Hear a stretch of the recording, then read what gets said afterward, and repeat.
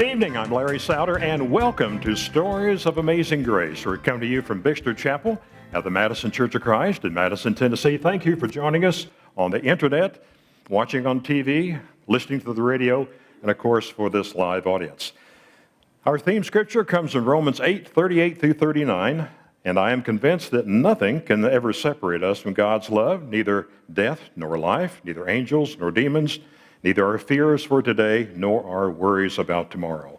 Not even the powers of hell can separate us from God's love. Our guest tonight is Stephen Allen Young. He has a book entitled From Chains, C-H-A-I-N-S, to Change, C-H-A-N-G-E. Be warned that it is an honest and raw read book, but a good read. Well, Stephen Allen Young describes the book and himself this way. Let me read this to you. Like many cities across America, Nashville faces a growing homeless population. Where do these people come from? Why are they here? And more importantly, what keeps them from moving forward? In this unflinching story of amazing grace, Stephen Allen Young, founder and executive director of Home Street Home Ministries, peels back his own layers to reveal many of those answers. But it goes deeper than just homelessness.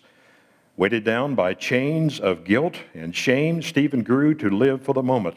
He partied, slept around, manipulated people for his own purposes and desires, became a con, a thief, and an addict. His choices led to 4 failed marriages, and he spent over 8 years in prison, which eventually left him broke, alone, and homeless on the streets of Nashville. In 2013, when he decided to end it all, the very God he despised stepped in, and his long healing journey from chains to change began. This painfully honest and powerfully redemptive story exemplifies God's ability to heal, transform, and restore, and offer hope for the future. And you'll meet Stephen Allen Young right after this video. At 52 years of age, my life kind of fell apart. The recession hit, my business collapsed. Divorce wasn't far behind that, and the snowball just started rolling. And the next thing I knew, I found myself with nowhere to go, nowhere to turn, and living on the streets of Nashville. Didn't think it would last very long, but it lasted 5 years. Once I got off the streets, I couldn't forget everything that I learned and saw while I was there. And so literally starting out of the trunk of my car with a couple of friends, working out of our own pockets, I went back to the streets and started doing what I could do to help those that weren't as fortunate as me, that were still out there. And from that, Home Street Home was born.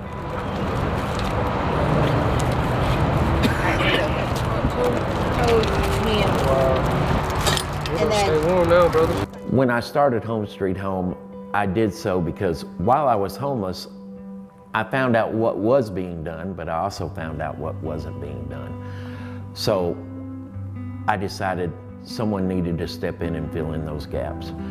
And for the last several years, we have done that by making sure they have what they need to survive, whether it be food, clothing, tents, sleeping bags, heaters in the wintertime, insect repellent in the summertime. We've given out tons and tons of life-saving and life-giving supplies. I mean, they gave me a tent, sleeping bags for me and my brother, food, heater. I mean, without all that, this winter, I couldn't do nothing. Couldn't go nowhere. This morning while we were out on one of our regular routes, we came across one of our friends, Steve. He was literally laying in the dirt, covered by only a tarp. A few days before that, he had fallen and broken his foot. You could see the cast. He didn't even have shoes on. He had been trying to make it back to his camp, and good, that's as far as he got. And he had been there for 2 days.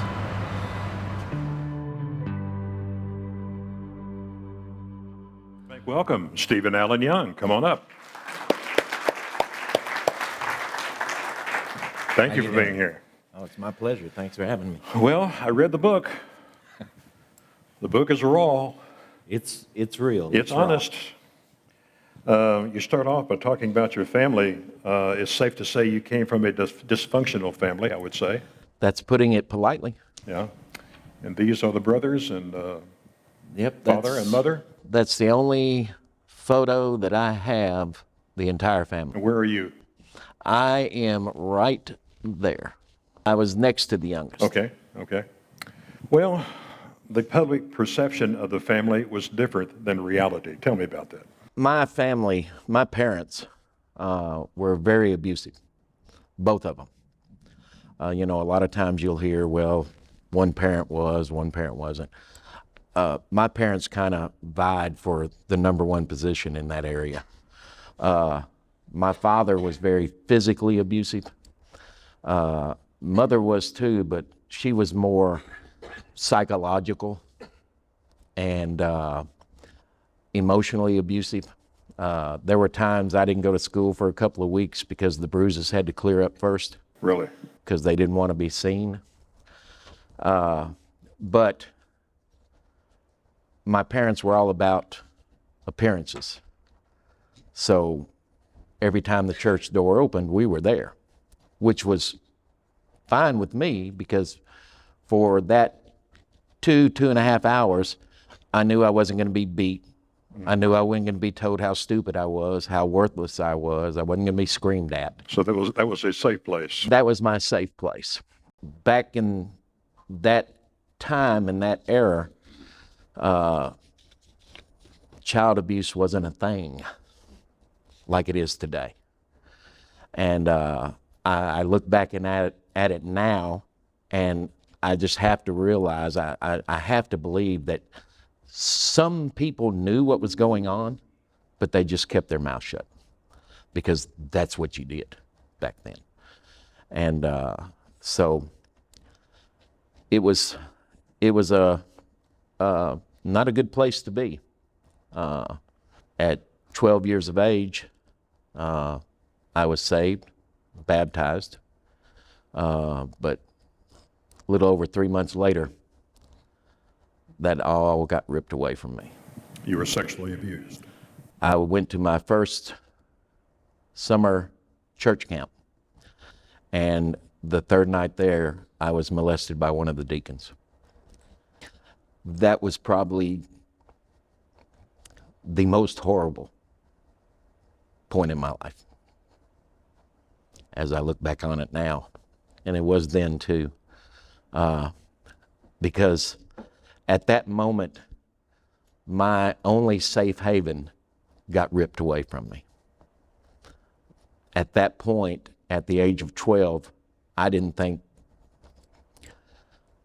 there was a safe place that would ever exist for me again. So when I got back home, my parents kind of knew something was wrong because I wasn't eating, I wasn't coming out of my room, and they just kept hounding me. What's wrong with you? And nothing. And I said nothing for two reasons. One was shame, but the other was also fear, because I was afraid of how they would respond. I was afraid that I would be beaten. Something would happen to me that caused that fear to exist and for me to keep my mouth shut for quite a while. And I really wasn't wrong, because one day my mother said something to me and it's just like, okay. And it just came all pouring out. And I don't use the term mom and dad too often because there was nothing maternal or paternal about my parents. My father looked at me. The first thing out of my father's mouth was, "What did you do to make him think that's what you wanted?" And again, I was 12 years old. My mother looked at me and she said, "Well, he's a deacon, and you're you. I don't believe you. Nobody else is going to believe you, and the family doesn't need that embarrassment." So we don't ever talk about this again. I was 52 years old before anybody else in this world knew what happened to me. So you kept that in all these years. All these years. All those years. That must have ate at you terribly. It did. It stayed with me, and it was literally at that moment, as I say in my book, that's when I started my journey down the road of I don't give a damn. And I didn't. From that point on, because again, my parents were all about appearances. So I continued to have to go to church 3 times a week and see that man. And the abuse continued for a while. Mm-hmm. So when I turned 18, I didn't want to have anything to do with God, church, my parents, nothing. I literally, by that point, I'd become so numb, so jaded that I didn't care about anything or anybody but myself. And I think subconsciously more than consciously for a while, I started doing everything I could to tick for, I tried to come up with a nice word. You're on your own, so live it up. Yep. And tick God off. Because the subtitle to the book is One Man's Journey from God Hater to God Follower. And that's what my life was. It was a journey from one point to the other. But at that point, I truly hated God because I blamed him for everything. But some youth directors took you in, and that seemingly was a good situation. It seemingly was. I was kind of I didn't fit in with the youth group at church real well. But they were very, very accepting of me, and it was another safe place that just kind of came around, that I knew I could go over there, and we would go over there a lot of times as a group, the youth group would, to their house, and, we'd hang out, we'd, just have fun, and so I felt comfortable there. And I was one of the few that drove at that time, and I was never anxious to get home. So a lot of times I would hang around after everybody else had left. And her husband was a CPA. So during tax season, he worked late into the night. And one particular evening, we'd all been there, the youth group had been there and whatnot, so everybody had left, and I was kind of cleaning up and helping her out because I was in no hurry to go home. And one thing led to another, and we ended up in bed together. And that started a 2-year relationship, and for that 2 years, I was being told the minute I turned 18, she was going to leave her husband, we were going to get married, and we were going to live happily ever after. But one Sunday, I'm standing there ready to get into my car in the church parking lot, and her husband comes walking up behind me, and all he said, it was very simple, and it wasn't said out of anger, it was said very calmly. He said, I don't think you should be at our house if I'm not at home. So I knew that he now knew. And it wasn't long before I found out how he knew. And that's when I found out that she was pregnant.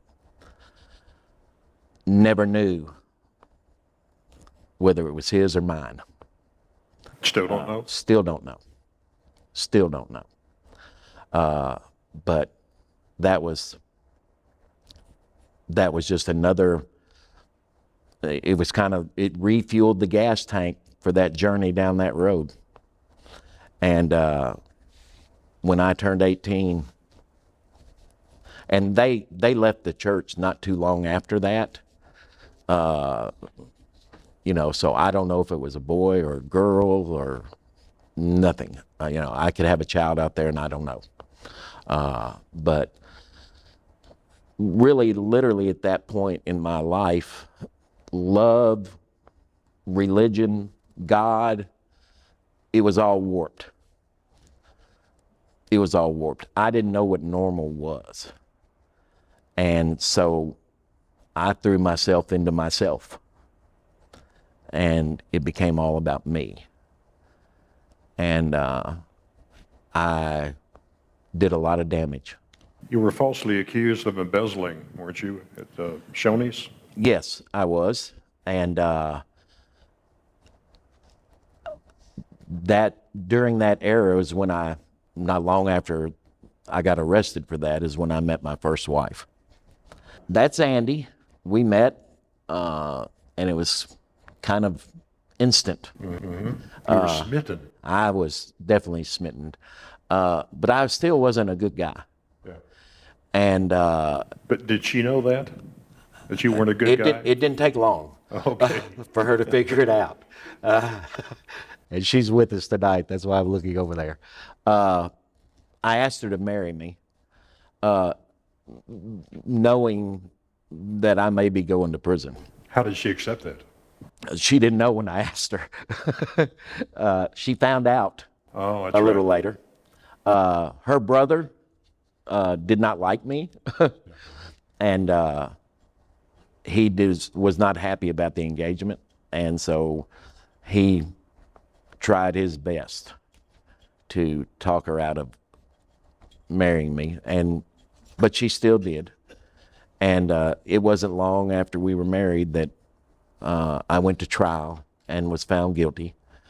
And if there was ever a bright moment for me, or maybe bright's not the right thing to say, it was after the trial concluded and the jury went into deliberation. My parents did come up to me and said, "We're sorry. We thought you were lying. We thought you were guilty." And nobody believed I was going to be found guilty. Andy's stepfather at the time worked in the courthouse, and he even said, "There's no way the jury's coming back with a guilty plea." He said, "I've been here for 30 some odd years." He said, there's no way. Even my parents, there's no way. Well, guess what? There was a way, because they came back and I was found guilty. And that was my first trip to prison. Were you working as a DJ at the time with a showboat, is that correct, when you saw Andy? Yes. And you wanted to be a DJ while you were living at home? Yes, that was my dream job. And you went to Nashville School of Broadcast Technique? Yes, Was that 81? Somewhere around that time, yes. Do you know I was one of the instructors there when you were there? Oh, no, I don't. I didn't teach you. I taught broadcast management. Oh, wow. Yeah, 1981. Yeah. But yeah, that was my dream job. Yeah. And but again, I wasn't a good person. And I look back now, and after years of therapy and some very good therapists, and God, mostly God, I realized why I did some of the things. But it ended for Andy and I when she found out that I got engaged to another woman while I was still married to her. And you tried to pull the wool over her eyes by bringing back some fish. Tell me Yes. about that. I had disappeared. I was going on a fishing trip, which I wasn't going on a fishing trip. We'll just leave the details at that. But on the way home, I stopped and bought some fish. It wasn't frozen fish, was it? No, it wasn't. But I stopped and bought some fish. But to Andy's credit, she stuck by me through the trial, and even after, I went in, she did file for divorce, but she still came to visit. But you were so despondent over this situation that you attempted suicide on a bridge downtown. Tell me about that. Yes, after everything that had gone on, and I knew I was headed to prison. The judge was Judge Raymond Leathers. he was very upset at the verdict, to be honest with you. And he said so to the DA, and he made a promise that he would do everything in his power that I did the minimum amount of time, and he told my mother and father if they ever needed anything or I ever needed anything to reach out to him. But he gave me plenty of time to get my affairs in order, basically to let me get through the holidays, because it was close to the holidays. But during that time, I just, the thought of going to prison and, and Andy and everything else, it was, there was nothing left for me. And I was done. And I drove around all day long, and I just found myself, I pulled up on the bridge. I believe it was the Shelby Street Bridge, and left the car running, put it in park, opened the door, and walked over, stepped over the railing, and I was about ready to jump. And it just so happened that a police officer pulled up as I was going over the rail, and it was a guy that I had gone to high school with. The officer was. And that was God's first intervention that I remember. I didn't realize it then. I do now. You shortchanged death about 4 times, I think. Yes, several times. And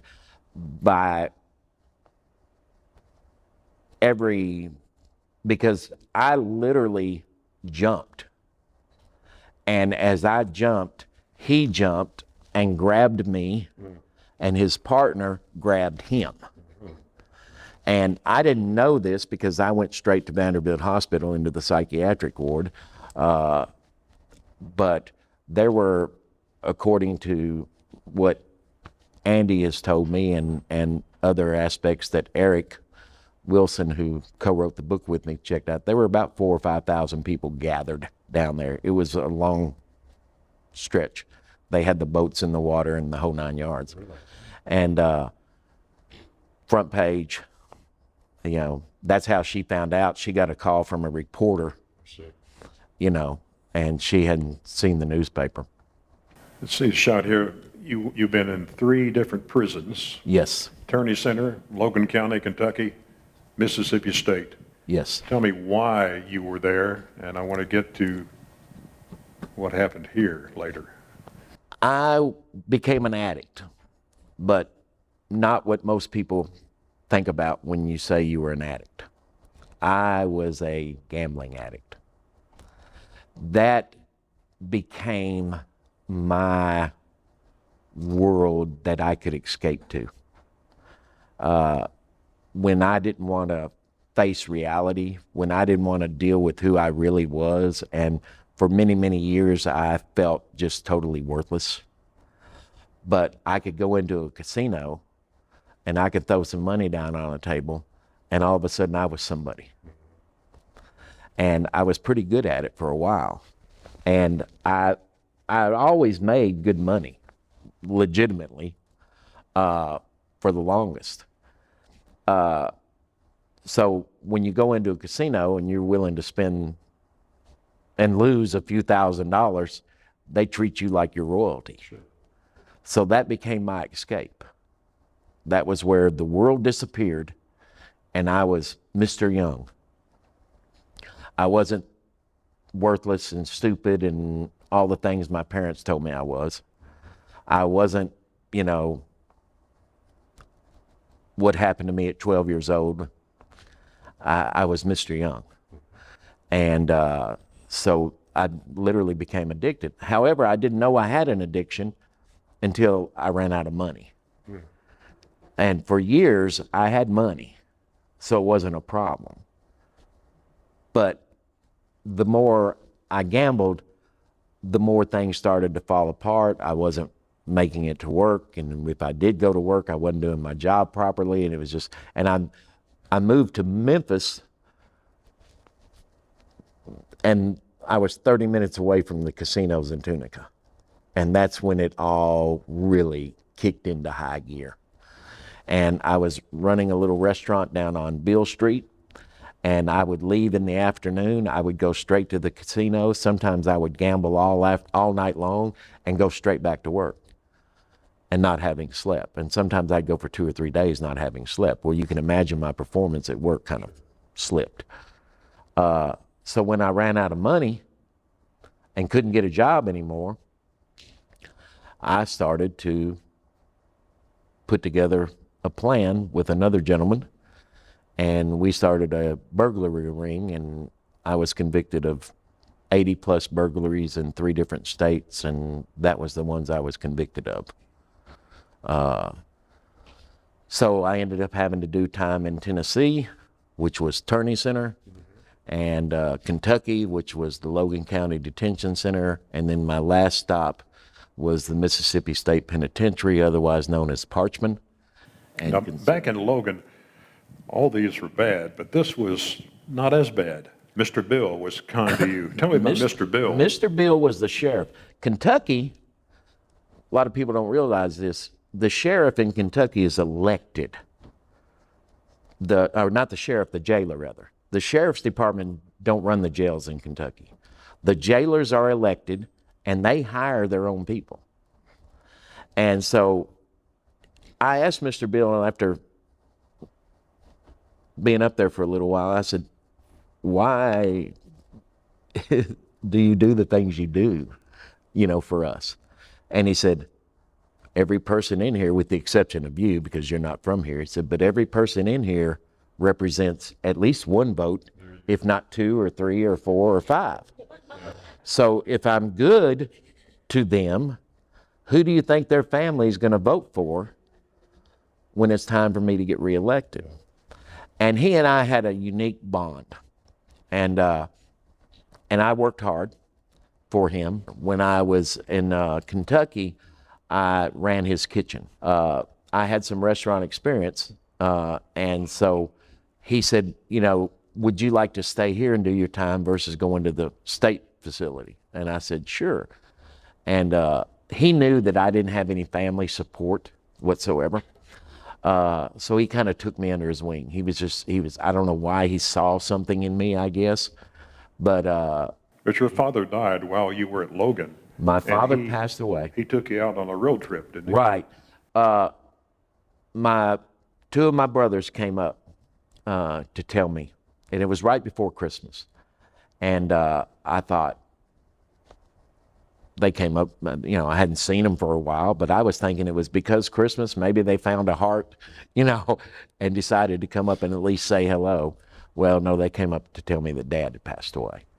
And so Mr. Bill did everything he could to get me to the funeral. But the problem was both governors, the Tennessee governor and the Kentucky governor, had to sign off on it. The Tennessee governor did, however, the Kentucky governor was on vacation and could not be reached because he was down in some island somewhere in time to get everything worked out. But 3 of the jail officers had already said they would escort me off the clock. 3 sheriff's deputies, because they needed 6, they said they would go off the clock as well, because the sheriff department would come by and I would wash their vehicles for them, because they knew I wasn't getting any support, and they would pay me to wash their vehicles. And I would also fix burgers and sandwiches and all for them if they wanted to stop by. And I'll never forget, I asked Mr. Bill, I hadn't been there long, and I said, Mr. Bill, I said, do we have anybody here that can cut hair? And he said, you want a haircut? And I said, don't you think I need one? And he said, yeah. And I said, yes, I would like a haircut. And he says, all right, come with me. So we walk into his office, and he gets on the phone, he calls up someone, and I hear him go, I've got one of my guys up here that needs a haircut. Do you have any openings today? And he said, okay, I'll send him. And so He hung up and he said, you know where the square is, right? It was like 3 blocks away. I said, yeah. He said, all right, there's a beauty shop there. She's waiting on you. And she'll take good care of you. And I said, okay, who's going to escort me? He said, it's a beautiful day, Stephen. He said, it's only 3 blocks. You're not going anywhere, are you? I said, no, sir, I'm not. So I literally walked up, got my hair done. He told me to take my time walking back. It was a pretty day, just be back in time to serve dinner. And so I did. So that was the relationship that we had. So when he could not get it arranged for me to attend the funeral, he came that day and picked me up. And we spent the entire day. We went to antique shops. We drove around. We went out to lunch. I ended up having dinner with him and his family in his home. And about 10 o'clock that night, he took me back. You said in your book, if that wasn't God giving me glimpses of his love, I didn't know what was. True. Well, that's the good place, supposedly. Yeah. But this place here, you were gang raped. That weighs heavily on you, doesn't it? As it should. Yes. That was the one story that was never going to come out. Eric Wilson wrote Fireproof and Facing the Giants, New York Times bestselling author. He's the one that talked me into doing this book. I'd known him for a few years. And I didn't want to do it because I didn't want to go back down certain roads. And this was one of those roads that I swore I would never go back down. But Eric's very good at what he does. And he kept telling me, there's something you're not telling me. But we literally got to the end of the book. And as far as I'm concerned, we were done. You know, final edit, we were ready to turn it over to the publisher and roll with it. And I'll never forget, we were sitting in my office at the house, and he said, okay, if you're good with this, we'll send it. But he said, there's something, I know, Stephen, there's something you're not telling me. And I said, I've never denied that. I said, but I'm not going to go back down that road. And he said, that's your decision. He said, but God is telling me somebody needs to hear it. Somebody out there needs to hear it. He said, but it's your final decision. So I said, give me the weekend, because this was on a Friday. And I called him up Monday, and I said, okay, we'll do this, but here's the ground rules. You're going to come in, we're going to go into the office, you're going to sit down, and I'm going to talk. And you better write fast, because you're not going to be able to ask any questions, and I'm only going through it one time. I said, do you understand that? And he said, yes. And so he did. He came over, and nobody knew what happened to me. Mike Dotson didn't even know what happened to me. And he knew everything else there was to know about me until that book came out. And I'll never forget, Andy goes, were you going to tell me about it? I said, nope. I said, I will let you read it before it's published. I said, under one condition. I said, we don't talk about it.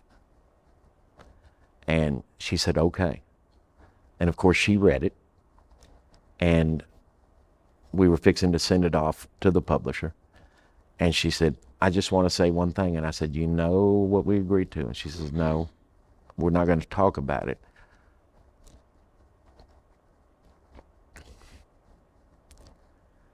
She looked at me and she said, it changes nothing.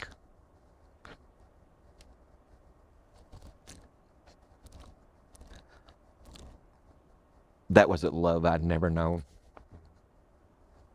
on this earth. when she said that to me.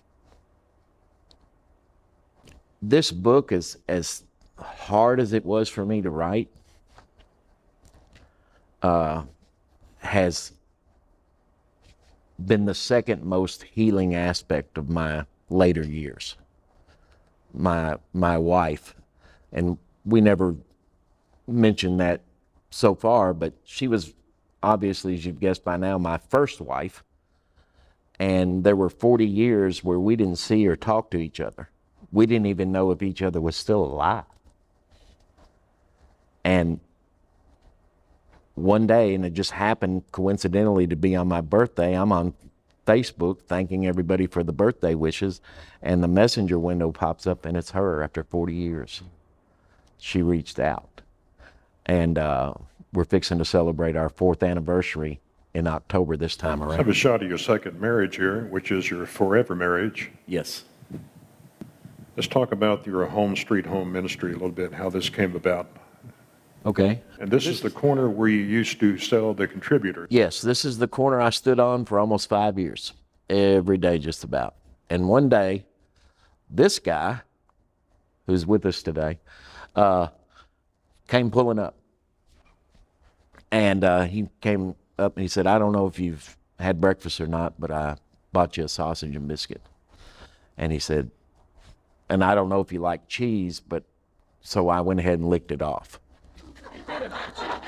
That was our first meeting. And that was about the length of our first meeting. And I said, thank you. And I turned around and just kind of ignored him. And he went away. But he came back. And he kept coming back. And he kept coming back.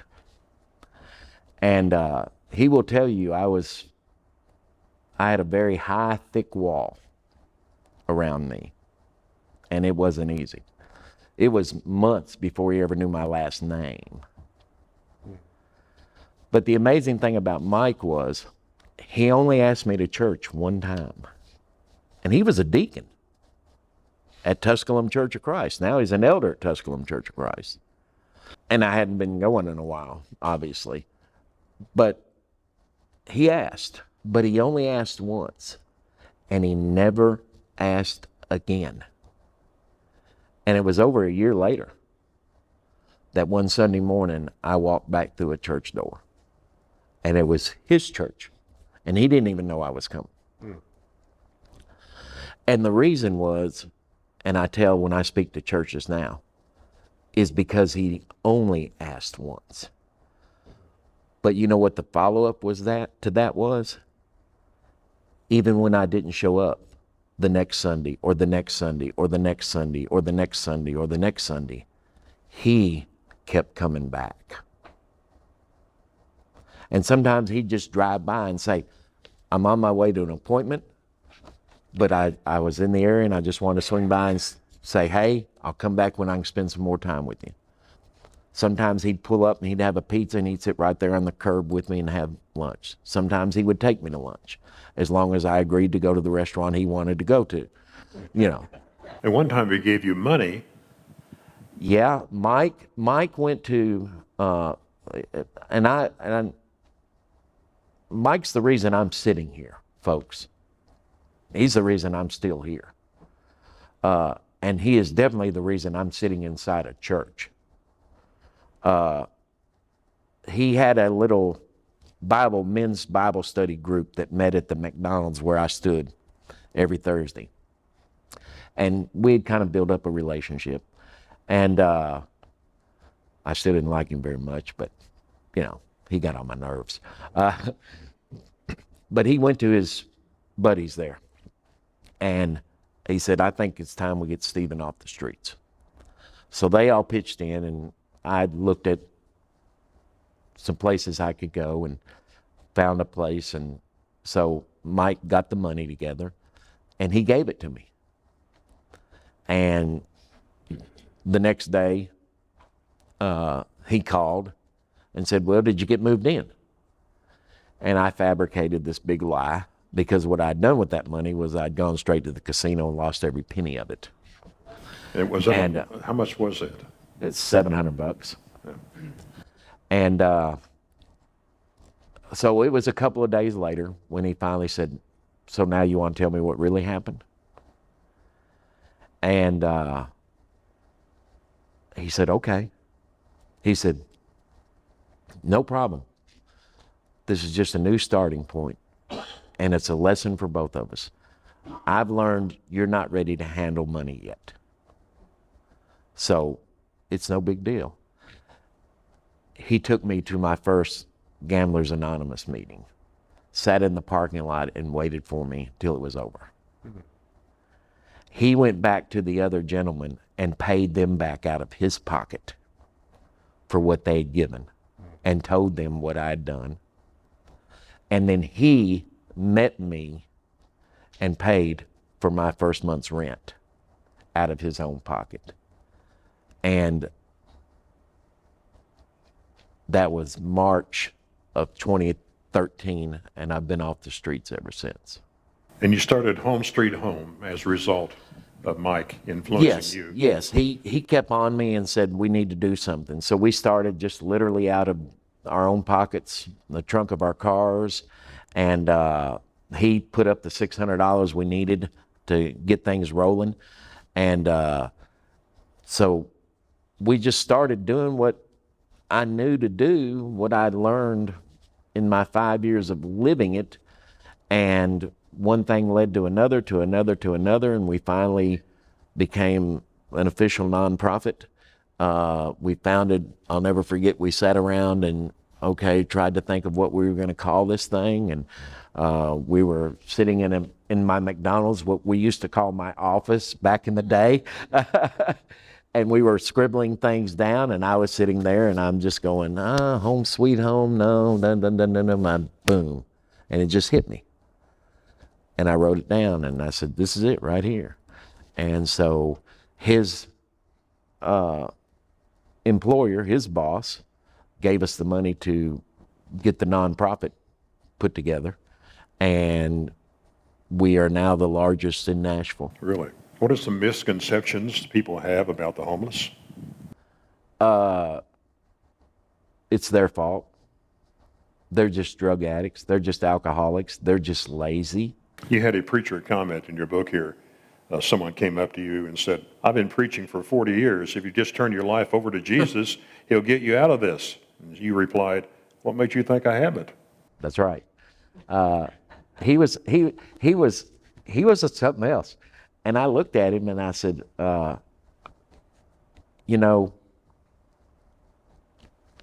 think it's awesome that you've been, preaching the gospel those many years. I said, but can you tell me what book, chapter, and verse it says that? He said, well, what do you mean? I said, you said if I just give my life over to Jesus, that he would get me out of this. I said, again, can you tell me what book, chapter, and verse it says that? Because I'm going to tell you right now, no offense, that book, that chapter, that verse doesn't exist. And I said, I know Jesus, and I know Jesus well, and I know God well. His promises to us aren't about here. He makes one promise to us about our life here on earth. He will never forsake us. That's the only promise. Every other promise happens after we leave this earth. It's like the old country song. I beg your pardon, I never promised you a rose garden. And nowhere in the Bible did it promise us a rose garden. Nowhere in the Bible does it say, well, if you just give your life over to God, if you'll accept Jesus, whatever your situation is, no matter how bad it is, boom, it's going to be over. You'll be all right. And the biggest mistake that church people make, and no offense, I'm not saying church people aren't Christians, they are, but there's a difference to me, having lived what I lived for 5 years, between a church person Christian and a true Christian. A church person Christian does what we all have a tendency to do. We judge based on what we see and not what we know. Now, if I'd have walked through these doors today and nobody knew who I was or anything about me, they would have never thought that I spent 5 years on the streets. And Mike will tell you, when I first started going to Tusculum, nobody there knew I was homeless when I walked through the door. Because he and Pastor Steve Cummings, who is still a dear friend of mine, they never told my story. But the thing about it was, the minute Steve talked me into telling my story, it was almost 60-40. 60% all of a sudden no longer walk up and shake my hand. They tried to avoid me. I love kids. We have 2 wonderful grandchildren, by the way, we're very proud of. We got a boy and a girl within about 6 months of each other. So. And a dog? And we have a dog. He's not really a dog. No. He's a human in dog form. Okay. And he's kind enough to let us reside in his house. And he actually lets us sleep in his bed. Yeah. And it's a nice bed. Yeah, that's Hondo. But kids that used to run up to me and, Mr. Steve, and I'd grab them and hug them and everything else. Not all of them, but some of the parents all of a sudden, that wasn't happening. So it wasn't long before I realized I needed to move on, church-wise. And I still pulled some stupid things while I was there. And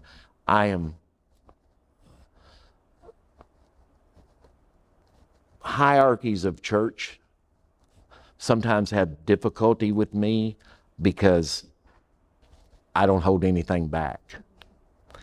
When I speak at churches, I often say the biggest lies being told to the homeless community in Nashville, Tennessee are being told to them by church people, by Christians. After it became knowledge at Tusculum, I was still selling the contributor at that time. Even though I was off the streets, that's how I was still surviving. And the McDonald's where I was just 1.5 miles, 2 miles down the road from the church. So Steve came up to me, the pastor, after a month or so, after everybody now knowing who and it was amazing the ones that came up to me, I thought you looked familiar. He said, so how's business been? And I said, the same. He said, really? I said, yeah. And he said, any of the people from church stopping by and buying a paper? I said, one person. I said, now that they all put 2 and 2 together and knew I was there, they'd all honk at me as they went by. But only one stopped and bought a paper. And he looked at me and says, you know, I would like to say that surprises me, but it doesn't. And I told him, I said, let me tell you about my little business standing there selling the paper. I said, you know what the worst day of the week was for me selling the paper? Sunday. And I said, I would get to the corner pretty much 7 o'clock every morning. It was a business to me. It was a job. And I said, from 7 o'clock until 10 o'clock, car after car after car after car would go by, but nobody was buying a paper.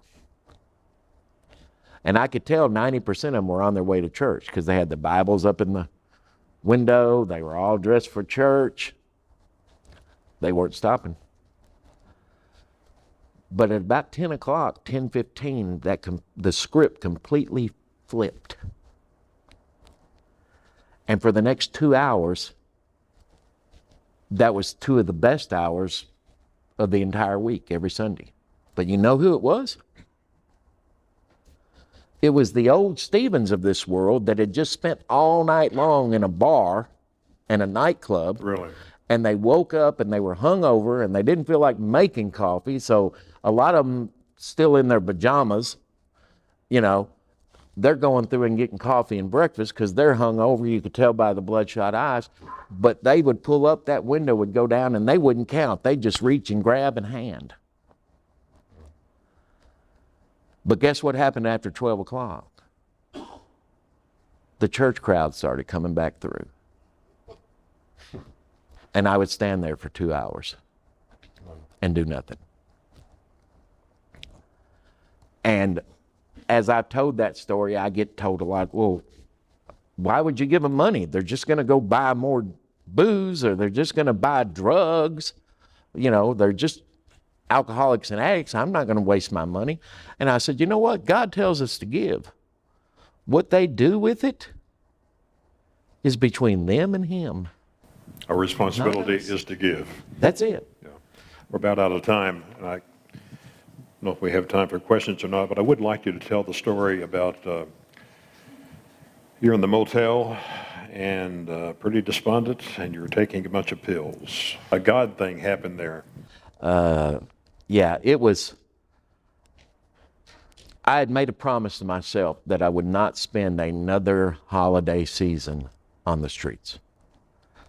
That was the hardest time of the year, and it always is for the homeless, because you see all these people celebrating Christmas and Thanksgiving and, you know, families and everything else, and you've got nothing to celebrate.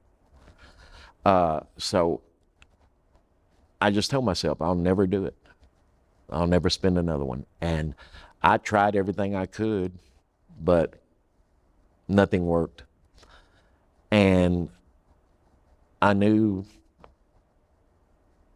that I wasn't going to be off the streets. So I'd never done drugs, never drank. But I started buying up pills because I was still at that point in my life. If I made a promise to myself, I pretty much kept it to myself. Nobody else. Didn't keep any other promises hardly at all, but I made a promise to myself. So I started buying up pills and started saving up money. And Christmas Eve, 2013, I went over to, and when I speak publicly, I went over to the luxurious Hallmark Inn on Trinity Lane. And I still remember it was $19 a room. I could afford it. So I paid for the room, and I went up and I took a shower, and I went across the street. The Waffle House was still open. So I ate, and I came back, and I said, I sat down and I said, it's time. It's time. And I was calm. I was good. I was actually relieved in some ways. And I'd written a letter to my 2 brothers that were still alive. My father died while I was in prison. My 2 oldest brothers, and my mother died after I got out and was living on the streets, but I wasn't allowed to attend their funerals. But to the 2 I had left, I wrote a letter, and I wrote one to her, to what I then knew was the one true love of my life, and it always had been. And that was Andy. And I poured the pills out, had the cup sitting there, and the next thing I know, there's a knock on the door. And I'm kind of startled, and as I turn around to look at the door, I catch the little AM/FM clock radio. Now, when I had sat down and said it was time, it was 9 o'clock. Well, as I turned to look at the door because somebody's knocking on it, it says 11 o'clock. And now all of a sudden I'm sitting in a chair with no arms, just an old straight back chair, pills still there, everything just like it was, but it's 2 hours later. So I'm like, my mind is, and then there's another knock on the door. This one a little louder. And it says, "Sir, housekeeping, are you checking out or are you staying over?" It wasn't 11 o'clock Christmas Eve night. It was 11 o'clock Christmas Day. And I would love to say at that moment that was my hallelujah come to Jesus moment, but I wasn't quite there yet. I was still kind of confused. But I reached into my pocket and I figured I had enough money, and I said, "I'm going to stay over. I'll come down in just a minute and pay." So I went down and I paid. I had $8.32, I think, left over. And I ran across, there was a little mini Mapco. It wasn't even a full big size Mapco. It was a mini Mapco. So the pickings were slim. And I bought me some Cokes and some chips and some cupcakes and some cookies. And I tell people I went back, I turned on the TV, I plopped down on that bed. One of the best Christmases I've ever had in my life. And that started my journey, my real journey from chains to change. And it wasn't long after that that I realized that God had never deserted me. Through everything that I went through what was happening to me when I was 12 years old, to what happened to me in that shower room floor in Mississippi State Penitentiary, to the 3 unsuccessful suicide attempts, the other 2 times, the automobile accident, and the time the robber pointed a gun in my face and pulled the trigger twice and it never went off. Through all of those things, through my 5 years on the streets, God was always there, or I wouldn't be sitting here tonight. And my message has been since then, and always will be, you are never, never too far gone for God. You may be too far gone for family. You may be too far gone for man, but you are never, ever too far gone for God. Thank you so much for sharing your story. Thank you. The contact information for Home Street Home. HomestreetHomeTN.org is our website. Okay. Of course, we're on Facebook, we're on Instagram, we're on Twitter. Okay. All the social platforms. If you would like to contact me personally, my number is public. My number is 615-992-5762. I answer it 24 hours a day, 7 days a week. Okay. So it's been a pleasure and an honor to be here. Thanks for having me. Thank you. And I really appreciate it. God bless you. The book is called From Chains to Change, and you can get this on Amazon.com. Toward the end of the book, and you said this earlier, our Heavenly Father loves us more than we can imagine. When all else fails and others abandon you and pain sets in, hold on to his promise. In Deuteronomy 31:6, he will never leave you nor forsake you, as you said. He found me, and I know he can find you. Do you have a story of amazing grace? Take time to share it with someone this week, and we'll see you next time on Stories of Amazing Grace. Thanks for coming by.